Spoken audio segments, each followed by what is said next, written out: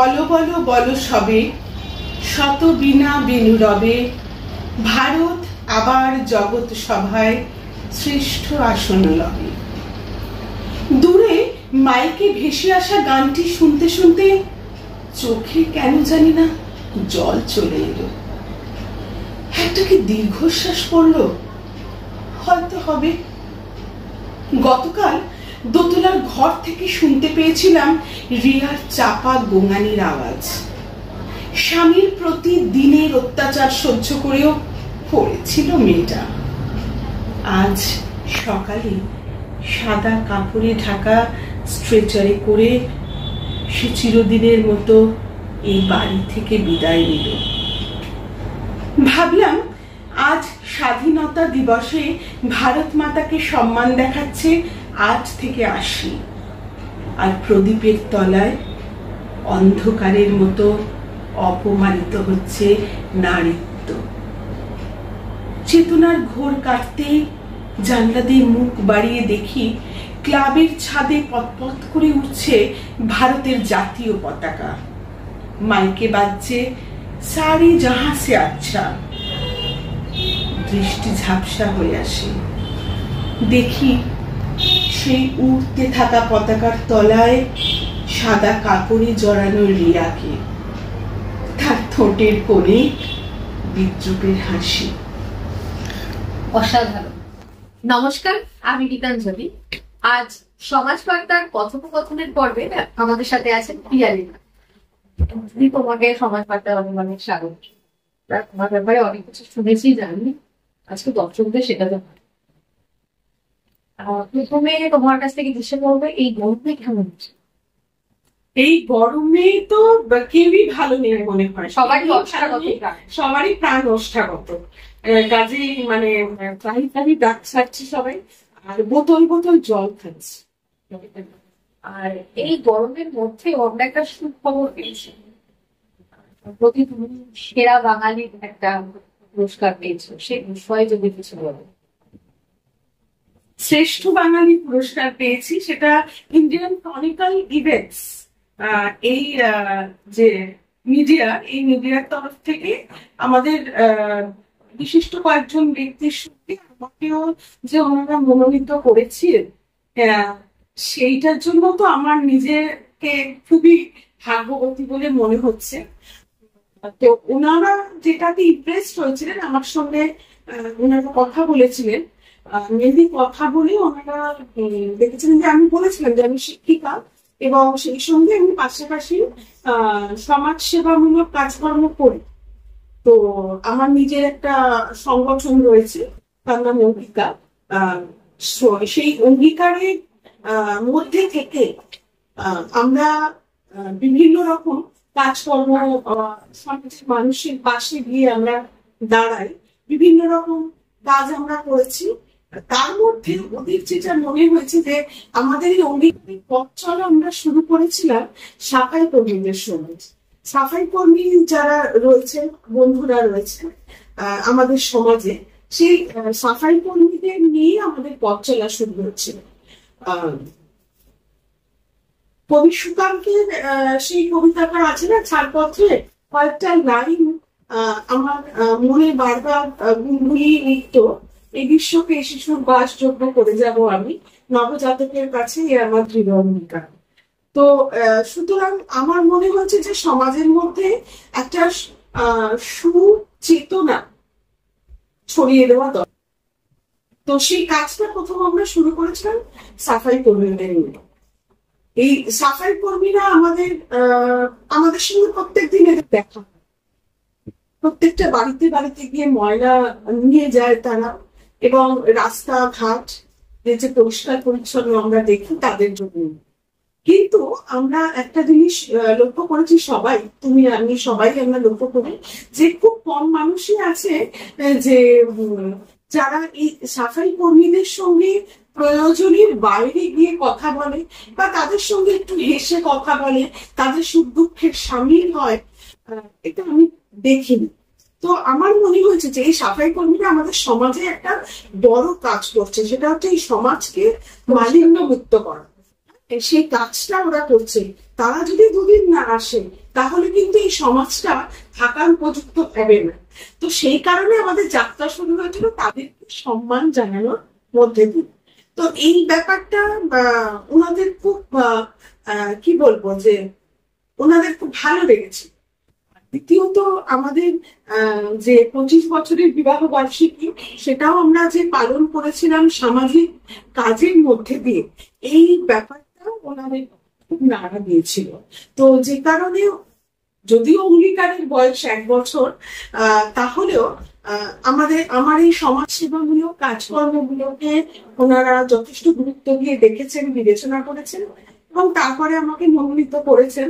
তো সেজন্য আমি নিজেকে গর্বিত মনে করি। শুধু তাই নয়, আমার মনে হয়েছে যে কোনো একটা পুরস্কার মানুষকে সেই উৎসাহটা যোগায় আরো ভালোভাবে আমি যাতে এই কাজটা করতে পারি, একটা অনুপ্রেরণা যোগায়। এটা আমার কাছে বলতে পারো আরো সামাজিক কাজ করার, আরো ভালো কাজ করার একটা অনুপ্রেরণা। এই 1 বছর ধরে তো অঙ্গীকার ছোট বড় নানা রকম সাড়া ফেলার মতন কাজ করেছে। তো আগামী দিনে কিছু কাজের পরিকল্পনা চলছে? আগামী দিনে তো অনেক কিছু পরিকল্পনা আছে। মন তো অনেক কিছু চায়, কিন্তু অনেক সময় তার সাধ্যের বাইরে যদি হয় তখন অনেক সময় সম্ভব হয় না। তবু আমাদের ইচ্ছা আছে এবারে, যেমন আমরা যেরকম কাজ করেছি তার বাইরে আরো অনেক রকম, মানে বিভিন্ন জায়গায় গিয়ে, হ্যাঁ, যেখানে যেখানে এরকম দুস্থ আর্ত মানুষেরা রয়েছে সেসব জায়গায় গিয়ে তাদের পাশে দাঁড়ানো, তাদের সাহায্য করা, এবং যেটা মেন টার্গেট রয়েছে আমার, কনস্ট্রাকটিভ কিছু করার, যে একটা কিছু যে যেটা থেকে যাবে, আমরা চলে গেলেও যেটা ভবিষ্যতে থেকে যাবে মানুষের জন্য, এমন কিছু একটা কনস্ট্রাকটিভ কিছু করার। সেটা ঠিক কি ভাবে করবো এখনো ভেবে উঠতে পারিনি, তবে এই ইচ্ছেটা আমার মনের মধ্যে রয়েছে। অঙ্গীকারের সদস্য কতজন? আপাতত শুরু তো করেছিলাম আমি, আমার হাজবেন্ড কল্লোল ঘোষ আর আমার ছেলে অল্পতব ঘোষ, এই 3 জন মিলে। তারপরে আমাদের সঙ্গে আরো কিছু মানুষ যারা এই আমাদের সঙ্গে সঙ্গ মনোভাবাপন্ন, তারা এসে যুক্ত হয়েছে। মোটামুটি এখন খুব বেশি সদস্য হয়নি, 1 বছরে 10-12 জন মতন রয়েছে সদস্য। আর মানে একসাথে হাতে হাত মিলিয়ে, হ্যাঁ, সবাই মানে কি, সবাই হয়তো সবসময় পারে না, কিন্তু মেন্টাল সাপোর্টটা অনেকে দেয়, অনেকে কি বলবো আর্থিক যে সাপোর্ট যেটা বলে আর কি, সেটাও অনেকে দিচ্ছে, পাশে এসে দাঁড়াচ্ছে। সেটা আমাদের কাছে অনেকটা ইন্সপায়ারিং, মানে একটা মেন্টাল সাপোর্ট পাওয়া কারোর কাছ থেকে। আর আমাদের এখানে যে ক্লাবটি রয়েছে, চেতলা যুব সংঘ ক্লাব, সেই যুব সংঘটা প্রথম থেকেই আমাদের পাশে আছে। আমরা যেহেতু যুব সংঘ ক্লাবের মেম্বার সেই জন্য নয়, যুব সংঘ ক্লাব নিজেও কিন্তু বহুদিন ধরেই এই সমস্ত সমাজসেবামূলক এবং সাংস্কৃতিক কাজকর্ম করে থাকে। তো যখন অঙ্গীকারের এই ব্যাপারটা আমরা তৈরি করতে চাইলাম, তারা কিন্তু এই যুব সংঘ ক্লাবেই আমরা সমস্ত অনুষ্ঠানগুলো করে থাকি। তারা সর্বতভাবে যুব সংঘ ক্লাবের প্রত্যেকটি মেম্বার আমাদের পাশে কিন্তু মানসিক ভাবে রয়েছে প্রত্যেক। আরেকটা খবর আমাদের কাছে আছে, যদি খুব ভালো কবিতা, তো এটা তো কবি পক্ষ চলছে, একটু বিশ্বকবিকে উদ্দেশ্য করে একটা কবিতা বলতে পারি। রিসেন্ট রেকর্ডিং করে এসছি সেটা হচ্ছে কবি অরুণ কুমার চক্রবর্তীর লেখা, রবি ঠাকুর পেঘামিত, আঞ্চলিক ভাষায় লেখা। রবি ঠাকুর হে, তোকে এ বসে খেয়ে গ্রামে নিয়ে যাবো, শহর তোকে লাচায় কোদায় ব্রিজ বানিয়ে শোয়া করায়, সে যাতনা হার না সহিব। রবি ঠাকুর হে, তোকে এ বসে খেয়ে গ্রামে নিয়ে যাবো, গ্রামে তোমার লাগবে ভালো, মানুষ মুরা কালো কালো, মাটির উঠান ঘরকে চলে, শহর মানে হাত যেতে নাই দিব। রবি ঠাকুর হে, তোকে বসে খেয়ে গ্রামে নিয়ে যাব। কিছুটা বললাম। কবিতা চর্চা কি নিয়মিত করা? দেখো, সত্যি কথা বলতে কি নিয়মিত চর্চা হয় না, একদমই হয় না। প্রোগ্রাম থাকলে চর্চা করি, তবে কবিতা পড়ি, বিভিন্ন কবিতা পড়ি। আর এই বাচিক শিল্পে আসাটাও আমার হঠাৎ। আমার কিন্তু মূলত 4 বছর বয়স থেকে মঞ্চে ওঠা, নাচ দিয়ে। আমি মূলত নাচ শিখতাম, নাচ করতাম, এবং নাচটাই মনে হতো আমার জীবন। নাচ ছাড়া যেন কোনোদিন থাকতে পারবো ভাবিনি, কিন্তু আমার চোখের একটা সমস্যার জন্য নাচটা বন্ধ হতে যাচ্ছে। হ্যাঁ, আমার নিজের গ্রুপ ছিল, এবং এখনো আমি নাচের কোরিওগ্রাফি করি আমার স্কুলে, অন্য কোথাও নয়। তো যাই হোক, তারপর যখন নাচটা বন্ধ হয়ে গেল, তখন আমি এই বাচিক শিল্পের দিকে এলাম 2012-13 সাল থেকে। আর 2015 সালে আমার প্রথম জগন্নাথ বসু, শ্রদ্ধেয় জগন্নাথ বসুর সঙ্গে তার আমার প্রথম কবিতা এবং শ্রুতি নাটকের অ্যালবাম বেরোয়, ওটা। এবং রাগা মিউজিক থেকে প্রচুর প্রচুর সেল হচ্ছিল, মানে ওরা প্রথমবার প্রিন্ট করে আবার সেকেন্ড টাইম ওটা রিপ্রিন্ট করতে হয়েছিল। তো সেখান থেকে আমার যাত্রা বলতে পারো শুরু, এবং কবিতার প্রতি ভালোবাসাটা আস্তে আস্তে আরো বাড়ছে, আরো বাড়ছে। এখন আমরা যেটুকু জানি, কবিতা পারি, লেখা হয়, সে বিষয়ে তুমি একটু কিছু বলো। লেখালেখিটা আমি ছোটবেলা থেকেই পড়ি। আসলে আমার মা একজন খুব বড় লেখিকা, ভীষণ ভালো ছোট গল্প লেখেন। এখন খুবই বয়স হয়ে গেছে, বিশেষত বয়সজনিত নানান সমস্যার কারণে এখন আর লিখতে পারেন না। তার বইও রয়েছে, বিভিন্ন ম্যাগাজিনে লেখা বেরিয়েছে। বিশেষত এই লেখার ব্যাপারটাতে মার থেকেই আমি পেয়েছি, ছোট থেকেই লিখতাম। তো মাঝখানে মাটা পড়ে গেছিল।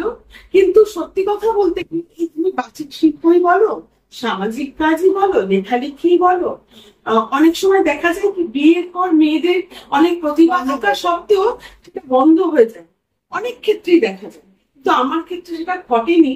তার একমাত্র কারণ হচ্ছে আমার স্বামী এবং আমার ছেলে। অবশ্যই মানে নিজের পড়াটা নিজে করে নিত, এইরকম আর কি। মানে এইভাবে ও আমাকে সাপোর্ট করে গেছে, এবং আমার হাজবেন্ডের যে সাপোর্ট, আমার শ্বশুর বাড়ির যে ফুল সাপোর্ট আমি পেয়েছি, যে কারণে কিন্তু আমি এইগুলো চালিয়ে যেতে পেরেছি। এবং সেই লেখালেখি গুলো এখনো আছে। আমার হাজবেন্ড এখনো বলে যে তুমি লেখো, ও খুব পছন্দ করে আমার লেখা। তো মোটামুটি ওই মাঝে মাঝে মানে ওই অনুপ্রেরণায় বলতে পারো যে এখনো লেখাটা মাঝে মাঝে চালিয়ে যাচ্ছি। ছোটবেলা থেকে কি হওয়ার শখ, সেরকমটাই কি হয়েছে? হয়েছে তো অবশ্যই। ছোটবেলা থেকে পাখির চোখ ছিল স্কুল টিচার। যেহেতু আমার মামার বাড়ির তরফে প্রায় সবাই টিচার, তো স্কুল টিচার হওয়া, শিক্ষিকা হওয়ার একটা স্বপ্ন আমার ছোট থেকেই ছিল, এবং সেটাতে আমি তো একদম পরিপূর্ণভাবে সফল। তারপর মোটামুটি যা চেয়েছি ঈশ্বরের কৃপায় অনেকটাই আমি তাই পেয়েছি। যদি স্কুল টিচার না হতেন তাহলে কি হতে চাই? এখন মনে হয় ভীষণভাবে সবকিছু ছাড়িয়ে, মানে তুমি শিল্প চর্চা, লেখা, সবকিছু ছাড়িয়ে সামাজিক কাজটা আমাকে ভীষণভাবে আকর্ষণ করে। ভীষণভাবে, ভীষণ প্রতি মুহূর্তে মনে হয় যে সমাজের মানুষের পাশে গিয়ে দাঁড়ানোটা খুব দরকার, এবং আমি ভীষণ শান্তি পাই। আমার তো মনে হয় যদি স্কুল টিচার না হতাম তাহলে হয়তো শুধু সোশ্যাল ওয়ার্কার হয়েই থাকতাম, এবং সেটা আমি অনেক শান্তি পেতাম। যদিও একটা জিনিস বলি যে এই টিচিং জবটা, এটা তো 8-5টা জবের মতন নয়। এটাও কিন্তু বলতে পারো যে একটা সোশ্যাল সমাজসেবা। এখানে আমরা সমাজের ভবিষ্যৎ নাগরিককে তৈরি করছি, নিজের হাতে তৈরি করছি। তাহলে আর 5টা 10টা 5টা চাকরির মতন কিন্তু আমাদের চাকরিটা নয়। এই যে ছাত্র শিক্ষক সম্পর্ক, মা বাবার সাথে সন্তানের সম্পর্ক একরকম হয়, ভাই বোনের সাথে। ছাত্র শিক্ষক সম্পর্ক, সেটাকে নিয়ে ছাত্ররা একজন শিক্ষকের কাছে আর ছাত্রদের কাছে শিক্ষক কতটা? দেখো, শিক্ষকের কাছে ছাত্রছাত্রীরা অবশ্যই সন্তান তুল্য, 100 বার। তবে একটা জিনিস লক্ষ্য করছি যে আমি তো আজ 30 বছর স্কুলে শিক্ষকতা করছি, আমি অনেক পরিবর্তন লক্ষ্য করছি। আগে যখন প্রথম প্রথম আমি শিক্ষকতার পেশায় আসি, বা আগে প্রাইভেট টিউশন পড়তাম, অনেক আগে, প্রায় 88 সাল থেকে আমি প্রাইভেট টিউশন পড়তাম। তবে আমি গভর্নমেন্ট জবটা পাওয়ার পর প্রাইভেট টিউশন পড়া ছেড়ে দিয়েছি। তো তখন থেকে আমি দেখেছি একটা অন্যরকম সম্পর্ক ছিল, মানে একদম প্রথমে যে গুরু শিষ্যের যে সম্পর্ক আমরা দেখে এসেছি, বইতে পড়ে এসেছি, হয়তো ঠিক ততটা নয় আমাদের সময়, কিন্তু তবুও শিক্ষকদেরকে একটা রেসপেক্ট দেওয়া।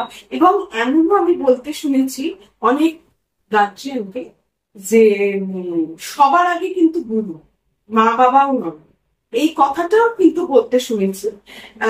তো সেই এবং মা বাবার থেকেই তো ছাত্রছাত্রীরা তো সেই শিক্ষাটা পায়। কাজে সেই রকম শ্রদ্ধা, সেই ভালোবাসা, সেই আন্তরিকতা, এটা আমি নিজে পেয়েছি। এবং তারাও নিশ্চয়ই আমাদের কাছ থেকে সেই ভালোবাসাটা পেয়েছে, যার জন্য সেই বন্ধনটা তৈরি হয়েছিল। কিন্তু এখন এই প্রজন্মে সত্যি বলতে কি খুব দুঃখের সঙ্গে বলতে হচ্ছে, কিছুটা সামাজিক অবক্ষয়েরও বলতে পারো এটা কারণ। আর করোনার পর তো আরো ভীষণ ভাবে দেখছি যে ছাত্র ছাত্রী সমাজের মধ্যে একটা অদ্ভুত পরিবর্তন, অদ্ভুত একটা অ্যাডামেন্ট ভাব, ক্লাস করবো না, মানুষকে বা শিক্ষককে, বড়দেরকে রেসপেক্ট না করা, হ্যাঁ, এই ব্যাপারগুলো, বা এই যে পায়ে হাত দিয়ে প্রণাম করা, এই ব্যাপারটা তো উঠেই গেছে। এগুলো এখন কেউ শুভ বিজয়া বা নবমরা হোয়াটসঅ্যাপ করে দিল। আর আমি বলছি যে শিক্ষক ছাত্রছাত্রী সম্পর্কটা তো অন্যরকম, অন্যরকম ছিল, কিন্তু সেটা আমাদেরকে এখন শেখাতে হয়। আগে কিন্তু হতো না, আগে কিন্তু নিজের থেকেই তারা আমাদের মধ্যে বন্ডিংটা গড়ে উঠেছিল। কিন্তু এখন আমরা সত্যি বলতে কি, শুধু আমাদের স্কুল বলে না, আমি বহু শিক্ষিকা শিক্ষকের সঙ্গে কথা বলেছি, সবার একই রকম অভিজ্ঞতা যে সেই ছাত্রদের বা ছাত্রীদের শিক্ষক শিক্ষিকাদের উপরে সেই রেসপেক্ট, সেই ব্যাপারটা নেই। সেটা কিছুটা গার্জেনদের মাধ্যমেও আসে। আর সব শিক্ষকদেরও সত্যি কথা বলতে কি, এখন যারা চাকরিতে আসছে অনেকের মধ্যেই কিন্তু সেই আগেকার মতন সেই কি বলবো, যে আমরা যে এটা একটা অন্য ধরনের কাজে এসেছি, এটা যে অফিসের মতন 10টা 5টার ডিউটি নয়, এই মনোভাবটা অনেকের মধ্যেই নেই। এটাও কিন্তু একটা কারণ, শুধু ওদের দোষ দেখলে হবে না। আমাদের দিকেও যারা নতুন প্রজন্ম চাকরিতে আসছে, তাদের ক্ষেত্রেও কিন্তু এই ব্যাপারটা আমরা লক্ষ্য করি, তারা 10টা 5টার চাকরির মতোই যেন এই শিক্ষকতাটাকে মনে করে, হয়তো সেটাও একটা কারণ। তাই দিদিকে আবারও একবার সাধুবাদ জানাই, ভূমিকা আরো বেড়েছে, 1 থেকে 100 আমরা আবারও আর অভিজ্ঞের নতুন নতুন কর্মসূচি নিয়ে আসবো। অবশ্যই অবশ্যই অবশ্যই।